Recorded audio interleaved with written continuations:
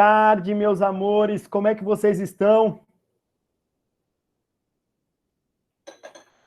Respondam aí pro professor, seus caras de pau, pelo menos por áudio, para eu ouvir a vozinha de vocês, saber que vocês estão vivos.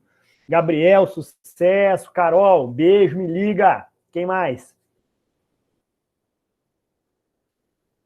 Lucas, seu lindo, beijão, boa tarde. Quem mais? Só nós três? Só nós quatro?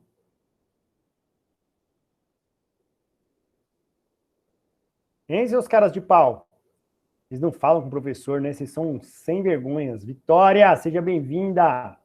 Tiago, boa tarde, mestre. Tiago Silva, nome de zagueiro de seleção brasileira, hein? Sucesso para nós. O pessoal tá tomando um café aqui para dar uma animada, porque hoje tá bruto, hein? Amores, vamos lá. Conforme a gente falou na aula passada, né? Conforme a gente combinou, a gente está matando aí um pacote inicial aí da apostila 2. Então, a semana passada a gente resolveu uns exercícios do módulo 3, né? A gente viu que resolver exercício não é simples, não é chegar e, opa, beleza, a resposta é D, uhul, e vamos em que vamos. A gente percebeu que não é assim que funciona. Por quê? Porque a gente começou a sacar que a gente tinha que ler as alternativas, ver o que está acontecendo, ver as digressões, não é? De cada elemento, cada palavra, cada conceito leva a gente. Então, em grande medida, a gente começou a perceber uma coisa. A gente precisa resolver exercício. E aí precisa resolver exercício daquele modelo, do que a gente iniciou a resolução na aula passada. Ponto. Para essa aula, então, ficou o quê? O módulo 11, para a gente poder destruir todos os conceitos, matar todos os conceitos que a gente viu, e aí partir para a Ásia. Porque aí a gente já parte para uma geografia mais específica. Por que eu gosto de gastar muito tempo, ou bastante tempo, nesses dois módulos? Porque 11, 10 e 11. Porque esses módulos primeiros, se você percebeu sua apostila, dá para você dividir em dois, não é? Agora vai vir os países e essa parte densa, que são os conceitos para poder entender a geografia dos outros países. Então, para hoje, a gente entra na história do módulo 11, certo? Sem mais delongas, a pergunta que fica é: vocês estão resolvendo exercícios? Se sim, estão resolvendo da forma que o professor orientou? Então pense isso, meus amores, por quê? Nós já estamos em 8 de junho, ou seja, falta pouco para a gente começar a se preparar mesmo para valer para o nosso glorioso Enem. Sucesso e para os outros demais vestibulares. Então, eu vou começar uma apresentação agora. A partir de agora, eu não vejo mais vocês, tá? Se quiserem falar comigo, falem por áudio, porque eu não vou ver mais o que vocês escrevem, tá? Então, vou começar aqui a apresentação.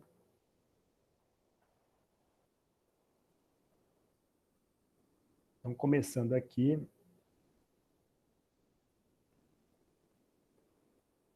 Vou abrir aqui para nós o nosso glorioso módulo 11. E vamos lá. Bom, vocês estão vendo aí na frente de vocês o módulo 11. Espero que todos vocês estejam com a apostila de vocês aí na mão. E tá aqui, essa primeira questão. Isso aqui é sagrado. Isso aqui cai todo ano e cai como geografia das redes, tá? Também pode cair como geografia do transporte. Aí você fala, que? Transporte? Transporte de dados, não é? O capitalismo e as formas de competição, de competitividade que a gente instaurou entre os países fez com que a informação se tornasse um produto, uma commodity, uma fonte de poder mesmo. Então, você conseguir trocar informações cada vez mais rápidas faz com que você saia na frente nos processos de produção e comercialização. Então, a integração e a troca de informação, que aí vai cair na sua prova com esta palavra, o capitalismo técnico-informacional, ou, entre aspas, hein, o que a gente vai chamar de quarta fase do capitalismo, tá? Aí é uma fase já mais apurada, uma fase superior aí de integração, tá? Então, essas trocas aí de informação. Então, a gente tem esse início aqui, né? O capitalismo informacional corresponde ao conjunto de transformações provocadas pela revolução tecnológica sobre a dinâmica econômica, socioeconômica mundial. Aí você vê uma pessoa no centro, Twitter, LinkedIn, Facebook, Dig, YouTube, blogs. Então, isso aqui vocês sabem melhor do que os professores, não é? Essa integração e o uso das redes sociais, não só para os relacionamentos interpessoais, mas o uso das redes sociais para perseguir ou para te tornar um consumidor.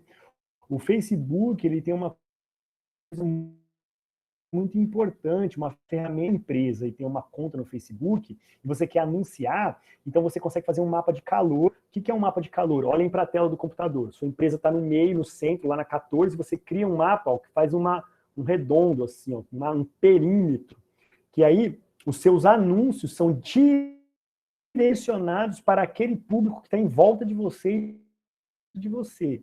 Ou seja, o Facebook só consegue fazer isso porque as outras pessoas estão conectadas no Facebook. Então, toda hora que você... vou dar uma olhadinha aqui rapidinho aqui para ver se alguém... Eu postei uma foto hoje de manhã cedo para ver se alguém curtiu. Toda vez que você faz isso, você deixa um rastro. Então, o Facebook fala, poxa, olha só, esse cara aqui, ele gosta muito de tomar sorvete. E ele todo dia entra de manhã para ver as curtidas dele a essa hora. E a essa hora ele está próximo da sorveteria do seu Manuel. E o seu Manuel pagou um anúncio de mapa de calor para vender mais sorvetes. Então, adivinha só, quando você for olhar aquela foto maravilhosa, ver se a gatinha e se o gatinho curtiu, vai aparecer que anúncio para você? Exatamente o anúncio da sorveteria do seu Manuel. E por quê? Porque você posta muita foto com localização, por exemplo, de sorveteria. Aqui, ó, olha o computador do professor, ó. O professor tá aqui, ó, chupando sorvete. Aqui, ó, nós que tá chupando sorvete. Nós tá como? Nós tá on, chupando sorvete. Então, o Facebook já entende que você é um consumidor. Então, perceba que as redes sociais, elas tomaram um caráter de controle, vigilância, padronização de consumo muito maior do que a ideia inicial, que era a ideia do quê? Da relação interpessoal, da conexão entre pessoas e da troca de informação. Hoje ela é uma ferramenta de produção de consumo, muito importante, tá bom? Então, ó, o capitalismo informacional surgiu na esfera da globalização, promovendo a conexão entre o local e o global, por meio da tecnologia da informação e comunicação, as famosas TICs.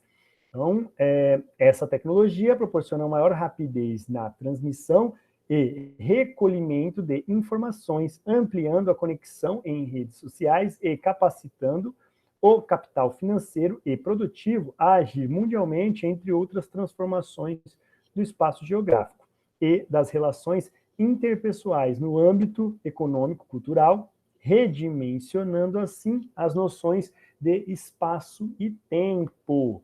Por que ele fala que você vai redirecionar as dimensões do espaço e tempo? Amores, a gente redimensiona o espaço e tempo porque, Tim, você sem fronteiras.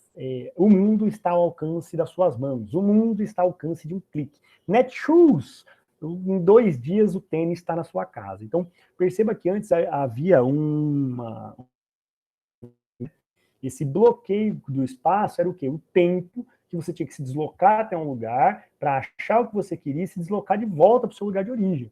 Tudo isso, a mercadoria era presa, agora não. Agora a velocidade está tão grande de comércio, de entrega, que você não precisa nem sair de casa. Às vezes em casa, às vezes não, com certeza, em casa você tem mais poder de compra e integração do que qualquer pessoa na rua. Por quê? Porque você está de posse do seu celular, você está de posse da internet. Tudo bem? Então, densidade robótica nos países do mundo. Aí você vê lá, Coreia do Sul. Aí você vê as unidades, não é 530 robôs. Aí você vai indo, aí Singapura, Japão, Alemanha e assim por diante. Bélgica, acha Brasil aí. Professor, não tem Brasil. Então, você começa a perceber a capacidade produtiva. Olha lá, ó, cada 10 mil habitantes, na Coreia você tem 530 robôs industriais, são aqueles robôs que fazem o quê? Microchips, que fazem automóveis, que tem uma precisão muito grande, uma velocidade muito grande de produção. Então, são países que têm uma capacidade produtiva muito grande. E aqui você começa a pensar, se eu tenho uma capacidade produtiva muito grande, eu sou muito competitivo. Por quê? Eu consigo produzir mais por um preço menor. Então, eu preciso ter uma capacidade de entrega maior e de venda maior para que você consuma mais, para que eu possa produzir cada vez mais, ao ritmo de um robô. Então, é isso que traz para a gente essa ideia de competitividade que falta demais no Brasil.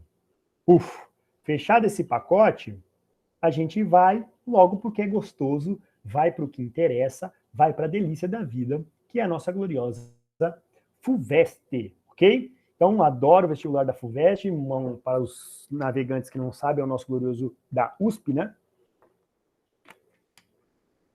Então, vamos lá.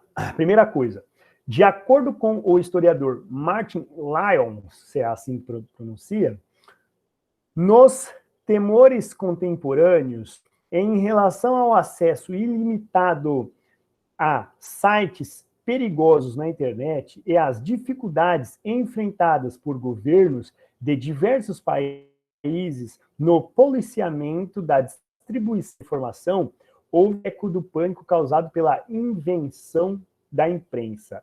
Eita! O que será que esse cara quer dizer com isso? Escolha a alternativa que demonstre corretamente os elementos que, com continuidade e de descontinuidade entre a revolução do impresso e a revolução eletrônica, apontadas pelo autor. Eita! Vamos lá às alternativas. As chamadas revolução do impresso e revolução eletrônica não somente favoreceram a multiplicação e democratização do acesso à informação, como também auxiliaram na formação de um público mais vasto e mais crítico. É verdade essa afirmação, pessoal? Hein? Alguém aí pode me responder? Lembra que eu não estou vendo as respostas escritas, tem que ser por áudio.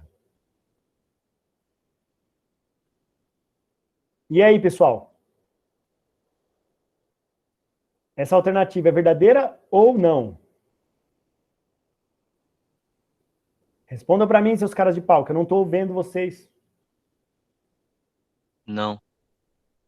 Por que não? E quem foi que respondeu? Gabriel. Ô, Gabriel, meu gato, por que não? Porque eles não multiplicaram democracia. Cuidado, multiplicou sim, a imprensa tem um papel muito importante. Na verdade isso aqui você vai matar a pau, Gabriel. A gente ficou mais crítico ou a gente ficou bem senso comum, hashtag fake news?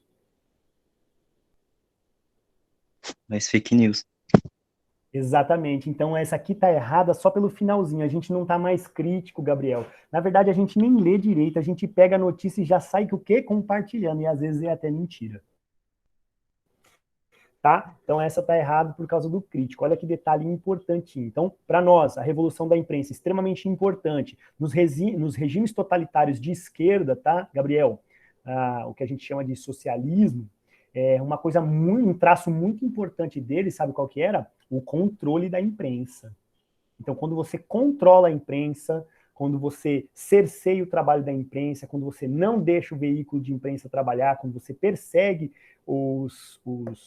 a imprensa, você tem característica de regime totalitário, seja de direita, fascismo e nazismo, seja de esquerda, o socialismo. Então, a imprensa sempre em uma democracia deve ser livre, tá? Então, a implementação B, a implementação das novas tecnologias de comunicação eliminou a diferença entre usuário e os excluídos do universo da cultura escrita, tal como prometeram no início de sua adoção. Pelo amor de Deus, não é? O que a gente tem é milhões de excluídos. Isso aqui é bem facinho de matar, por quê? Pelo momento atual.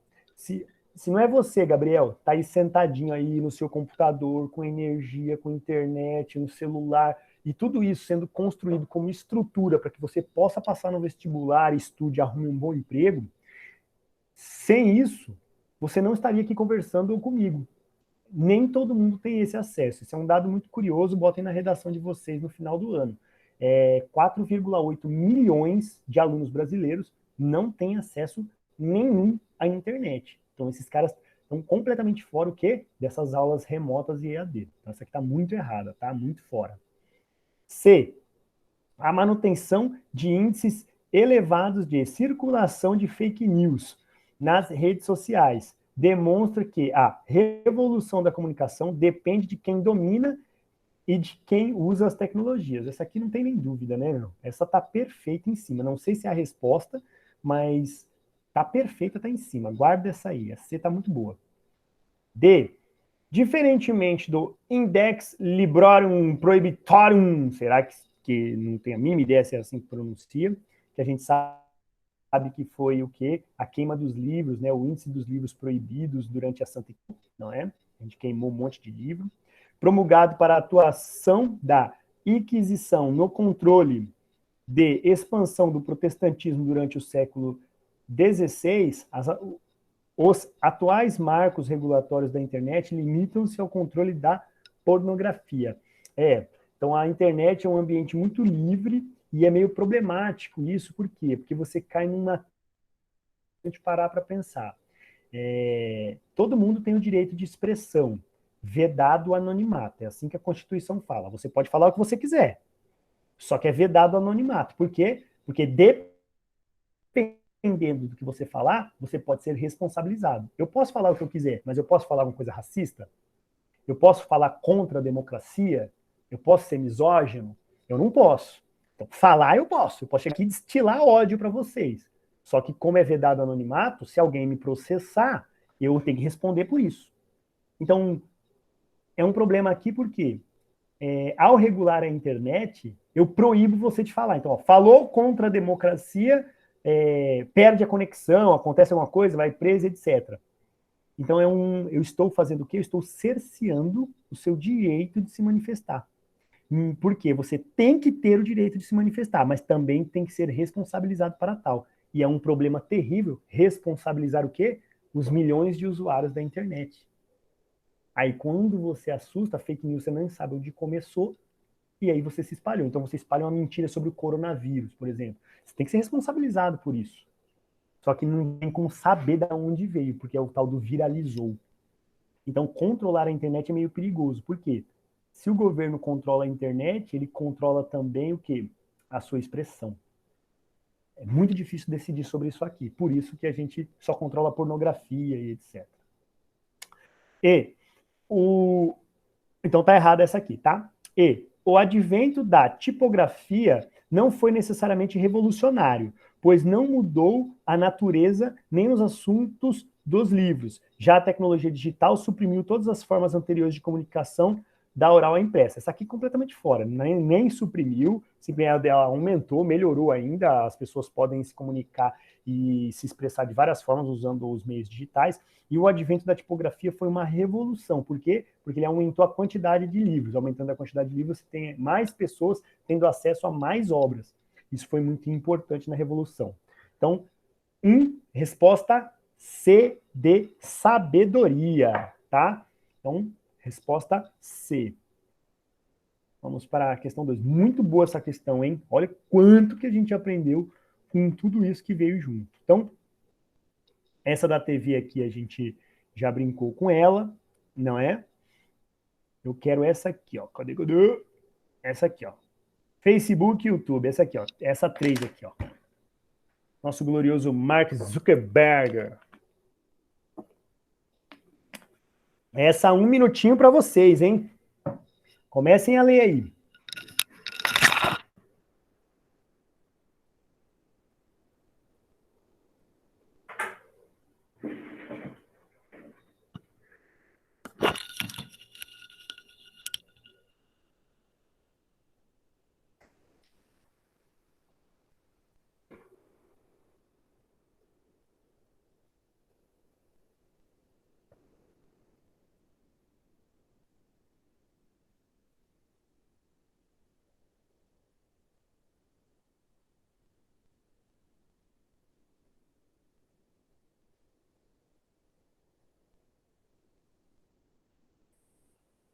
Vamos lá.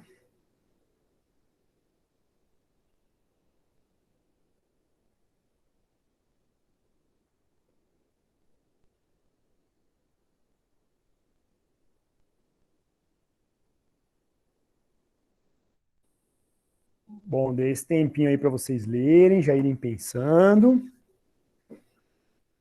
Seguinte, essa é uma questão muito, muito, muito boa, tá? Facebook e YouTube, Google, correram para apagar os horrores do vídeo da mesquita em suas plataformas, mas com pouco efeito. Por terem resistido à criação de estruturas capazes de identificar e editar o conteúdo na velocidade necessária, até hoje não se consideram mídia, não aceitam a responsabilidade jornalística sobre o conteúdo postado por usuários, ainda que sejam assassinos. No caso do Facebook, através do qual o atirador transmitiu ao vivo os 17 minutos de seu programa na Nova Zelândia para todo mundo, para todo mundo. O fundador e presidente Mark Zuckerberg ainda se manifesta declaradamente contra os filtros de segurança. Nós, aspas, né? Nós não examinamos o que as pessoas falam antes que elas falem. Tá vendo, pessoal? É aquele problema filosófico que a gente se referia na questão anterior. Escrevia ele há pouco mais de um ano. Aspas de novo. E, francamente, eu não acredito que a sociedade queira que nós o façamos. Bom, seguinte, a primeira coisa aqui que a gente tem que pensar. É óbvio que a gente tem que ter filtro? É óbvio. Mas quem é que é o filtro? Vou falar o nome do Gabriel, porque é o Gabriel que está interagindo comigo aqui. Gabriel, imagina só se eu fosse o seu padrão de comportamento. Então, tu começa a usar as redes sociais e eu fico olhando você, igual o Big Brother, igual o Grande Irmão. Até se eu tenho aqui um livro massa aqui, pronto. Aí, ó, recomendo leitura para todos, hein, ó. 1984, George Orwell, tá? Recomendo leitura. Então, você começa a... Eu sou o seu padrão, Gabriel. Aí tu posta uma coisa e fala, não, não tá legal, não, vou censurar isso aqui, vou tirar fora. Aí você fala, não, peraí, pô. Isso aqui é o que eu penso, é o que eu acho, não é ofensivo, não é fora da ética, não é racista, não é misógino, por que que... Não, é porque eu acho que esse tipo de comportamento não é legal. Percebe que é meio problemático isso? Ao mesmo tempo, se eu deixar você livre sem controle, tu bota lá um vídeo de assassinando pessoas durante 17 minutos. Problemas, né? Cobra-se, antes de mais nada, alguma forma de evitar que a facilidade de transmissão acabe estimulando ataques semelhantes. Na análise da qual o trecho acima trecho é acima reproduzido, o jornalista Nelson de Sá critica aspectos do funcionamento das redes sociais, em especial o Facebook e o YouTube. Sua crítica se dá no contexto do atentado de Christchurch, na Nova Zelândia, não sei, é assim que pronuncia, né? Me perdoe. Quando um militante de extrema-direita assassinou 51 pessoas, principalmente frequentadores de uma mesquita. O assassino divulgou o atentado numa transmissão ao vivo pelo Facebook, assistida por milhares de pessoas. De acordo com o texto, é correto afirmar que Nelson de Sá defende a ideia de que as redes sociais, nas redes sociais haja... Então, na verdade, essa pergunta não quer saber o que você pensa, nem o que o Mark Zuckerberg pensa. É o que este autor pensa, Nelson de Sá. Então, você tem que procurar isso na resposta, tá? Vamos lá. A. Moderação. Algum tipo de controle sobre os conteúdos para limitar a vinculação e incentivo a crimes. Não, não é isso que defende. Se você parar para pensar, é uma ideia mesmo de garantir a liberdade de expressão, não é?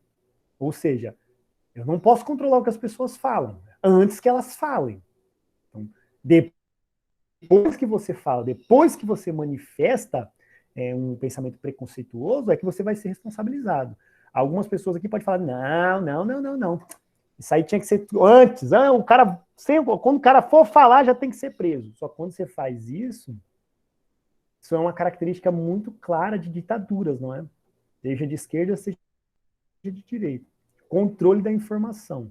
Não, a gente tem que ser livre para poder se expressar. Só que a responsabilidade vem em seguida. B, censura.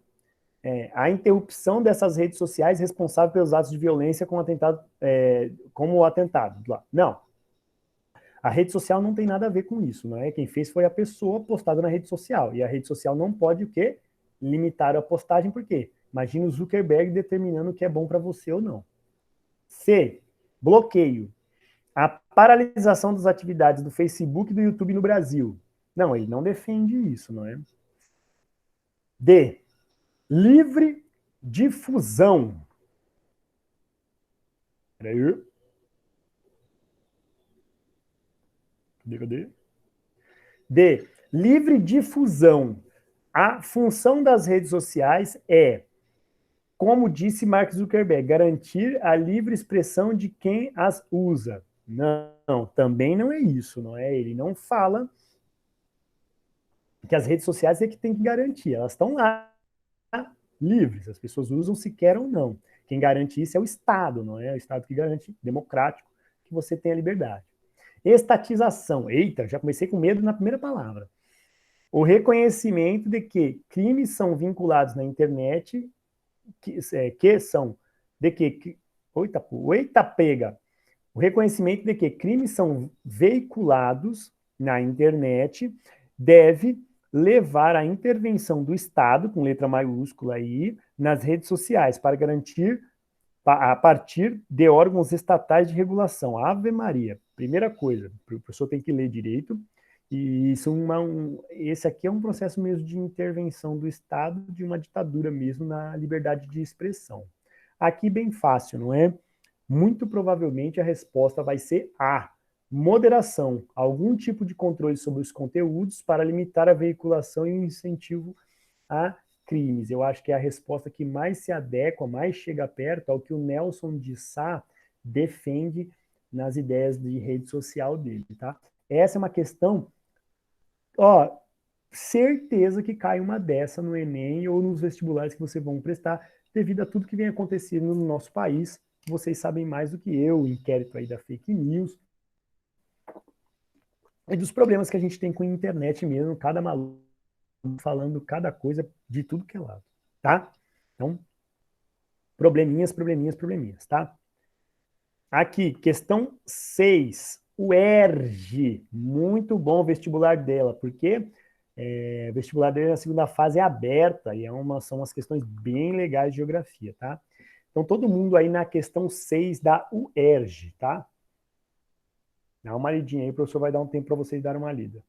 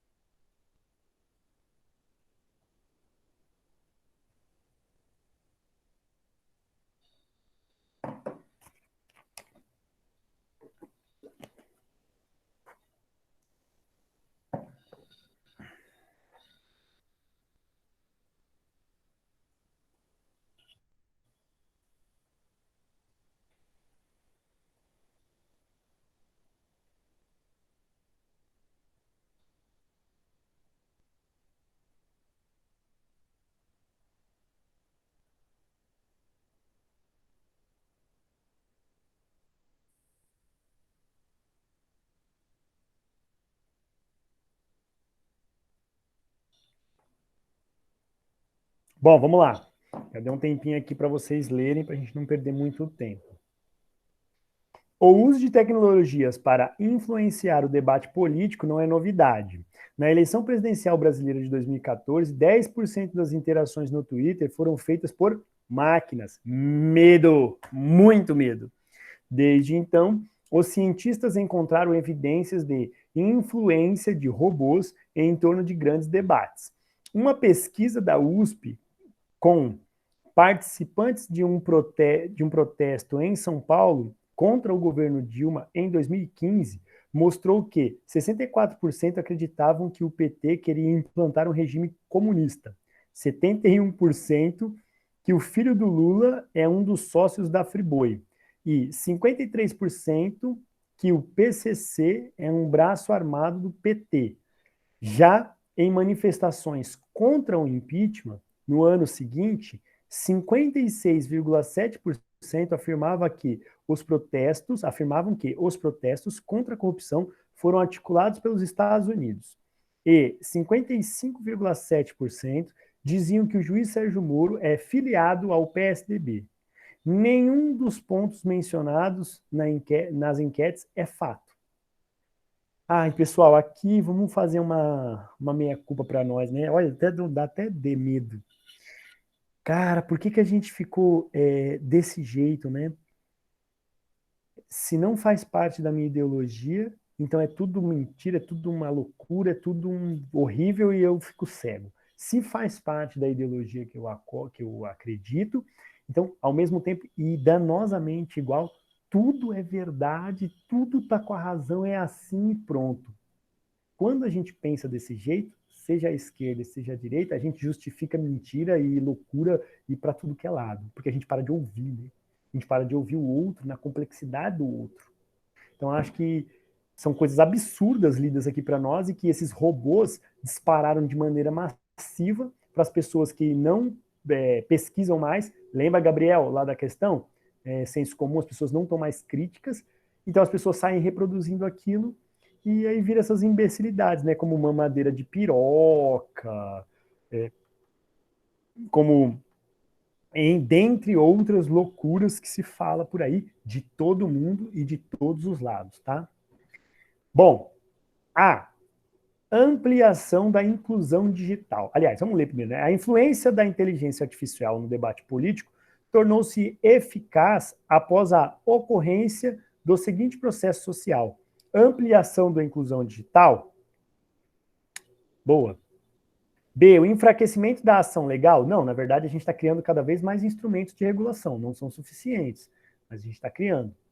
C, eliminação da regulação estatal? Não, não foi eliminada a regulação estatal, né? Porque você é responsável pelo que você fala, só que a gente está em construção dessa regulação ainda com muito medo de atrapalhar a liberdade de expressão. D, que é tão importante para a democracia. D, crescimento da competição empresarial. Vixe, isso aqui não tem nem condição. Então, bom, em relação ao processo político, acho que a ampliação da inclusão digital, resposta A, provavelmente, tá? Depois tem que conferir no gabarito. A ampliação da inclusão digital vai ser importante para nós aqui, porque com mais acesso, todo mundo com o celular ali, um pacote de dados mínimo, os robôs podem sair disparando as fake news e as campanhas dos seus candidatos, né? Eles disparam em massa. Ufa, muito, muito importante essa aqui para nós, tá? Vamos aí para mais uma questão. 7, FGV, Fundação Getúlio Vargas. Adoro de paixão essa universidade, tá? Muito boa mesmo. Quem quiser fazer administração, economia, direito, é aqui o caminho, tá? Então vai.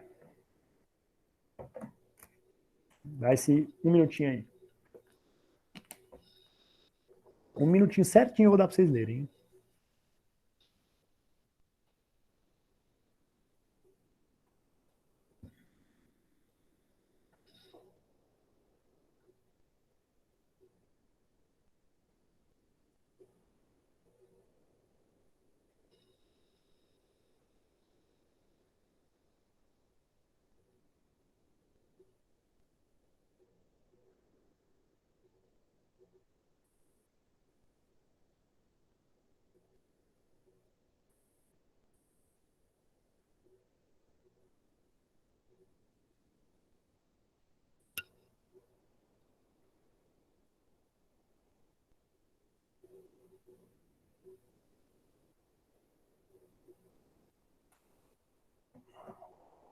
Bora lá? FGV. 7. A tecnologia, a globalização e as mudanças climáticas são forças planetárias que estão sendo aceleradas ao mesmo tempo. Elas atuam direta ou indiretamente umas em relação às outras. Olha que legal! Tecnologia, globalização e mudança climática, tudo num balaio só. Só podia ser o FGV. Sobre a atuação das forças acima citadas, analise as afirmações a seguir. Vamos lá. Afirmação 1. O uso das novas tecnologias digitais e os projetos de sistemas inteligentes devem permitir intervenções que possibilitem a restauração e a regeneração do ambiente natural. Boa. Muito boa. Segura essa aí, que essa aí tá boa. 2. As assimetrias de poder são equilibradas pelo compartilhamento da tecnologia e das informações que, em um contexto global, tende a suprimir a segregação digital. Pelo amor de Deus, isso aqui está totalmente fora, né? Primeiro, as assimetrias de poder não são equilibradas. Né? Estados Unidos, Rússia e Brasil. Né? Já vem um problema grave aí. Outra coisa, compartilhamento de tecnologia, Deus me livre. Informações no contexto global tende a suprimir segregação ou aumentar a segregação? Aumentar e aumentar muito, tá? Então, essa é absurda. Então, só um por enquanto. Então, 3. As tecnologias digitais e a infraestrutura de comunicação global alteram os conceitos tradicionais de trabalho e de remuneração. É exatamente o que a gente está vivendo agora, né? Possibilitando o surgimento de novos tipos de empregos, flexíveis e transitórios. Poxa, com esse advento da pandemia, né, do Covid, olha o que está aqui entre nós aqui, eu trabalhando com vocês, da minha casa, vocês aí da casa de vocês, em horário flexível, a gente pode marcar o horário que a gente quer, etc., e simplesmente sem um grande contrato de trabalho entre os professores e as empresas.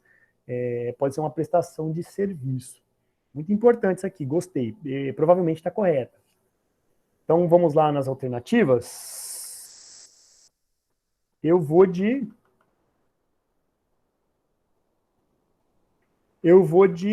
C de sabedoria. 1 e 3. 1 e 3 para mim são as corretas. Para a gente fechar, meus amores, vamos de Enem? Vamos na 10? Por último aí, então, a 10, tá? A gente fecha esse pacotão para a gente entrar em Ásia. A geografia mundial, já não gostei que geografia está com letra minúscula. A geografia mundial da inovação sofreu uma reviravolta que mobiliza fatores humanos, financeiros e tecnológicos. Esforço humano, com 1,15 milhão de pesquisadores, a China dispõe de um potencial equivalente a 82% da capacidade norte-americana e 79% da europeia, segundo a National Science Foundation norte-americana. Pelo amor de Deus, hein? A pronúncia do professor está demais hoje.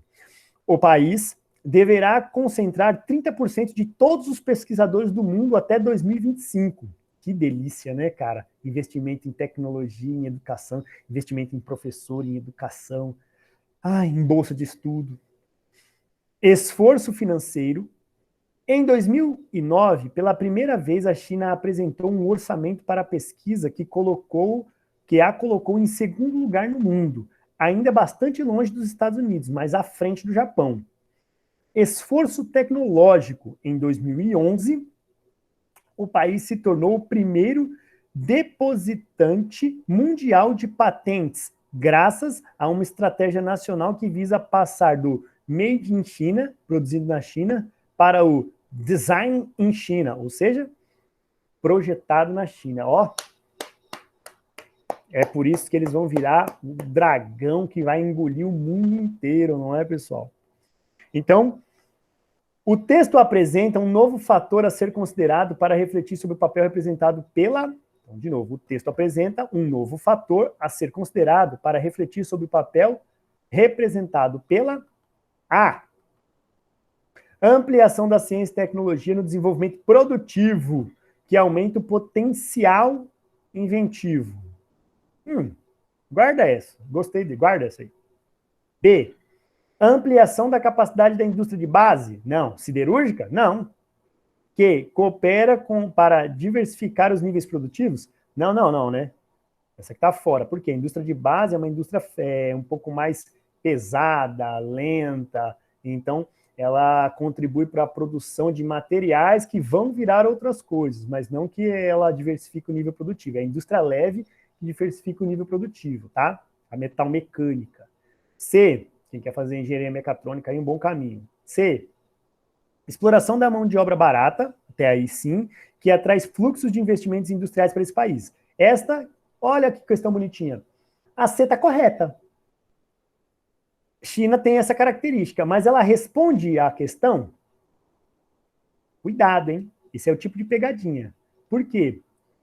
Porque nós estamos falando do desenvolvimento tecnológico da ciência e das pesquisas na China, e não da sua base de mão de obra e de investimento de fora. Então, apesar dessa proposição estar correta, ela não atende ao... Ela não é o gabarito, porque ela não atende ao quê? A pergunta, tá? Cuidado aqui. D. Inserção de pesquisas aplicadas no setor financeiro, o que incentiva a livre concorrência? Ah, tá bom, não é? Eu não sei se tem um incentivo de pesquisa do setor financeiro, deve ter com certeza, mas a livre concorrência na China é meio complicada, não é? Por quê? Porque eles têm zonas de plataforma de exportação, zonas econômicas especiais, áreas em que pode ter a propriedade privada e a livre circulação, áreas em que você não tem propriedade privada e não tem livre circulação, então é muito controlado pelo Estado, né? A China ela tem o que a gente chama de capitalismo de Estado, ou socialismo de mercado, né, que são expressões contraditórias em si, mas que mostram bem como funciona o regime chinês, o regime econômico chinês, né, político econômico. E transnacionalização do capital industrial, que eleva os lucros em escala planetária. Oi? Completamente fora, não é? Então, se eu fosse responder, eu iria de A aplicação da ciência e tecnologia no desenvolvimento produtivo, que aumenta o potencial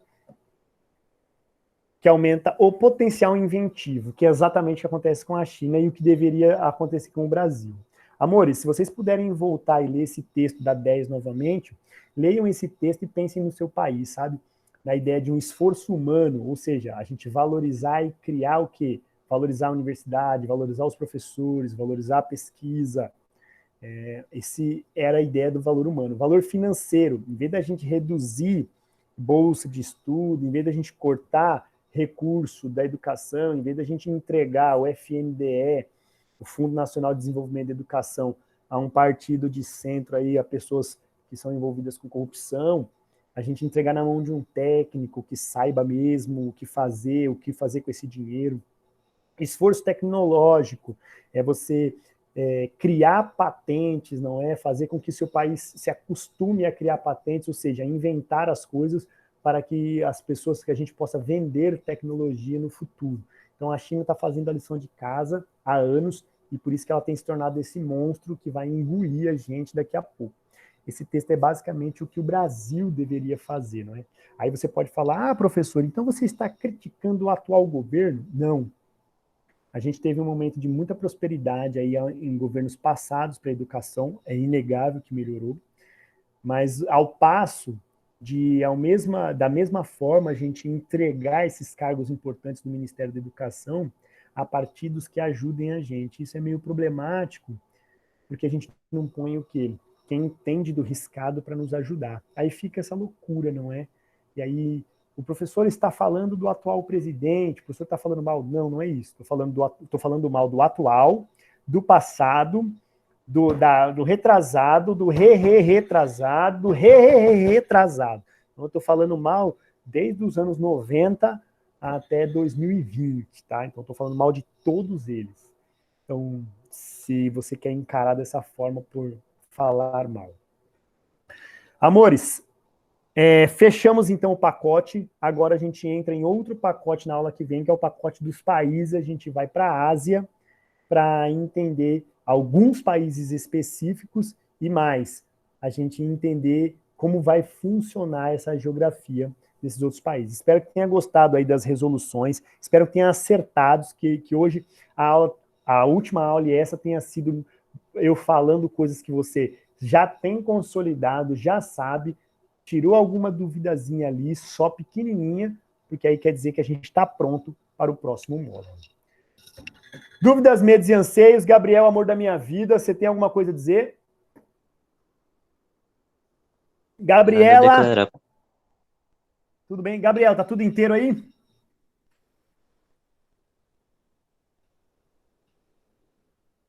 Fala comigo, Gabriel. Eu tenho saudade. Tem nada a declarar, professor. Nada a declarar, meu gato? Ninguém falou que te ama hoje? Não, Nem a gatinha? também não. Você tá mal, hein? Ó, seguinte, então é isso. Espero que todos vocês estejam na ponta dos cascos, sabendo tudo, acertando todas, pra gente seguir o próximo, tá bom? Então, Dirce, é isso, Henrique, é isso, por hoje é só. Preparados para semana que vem. Semana que vem,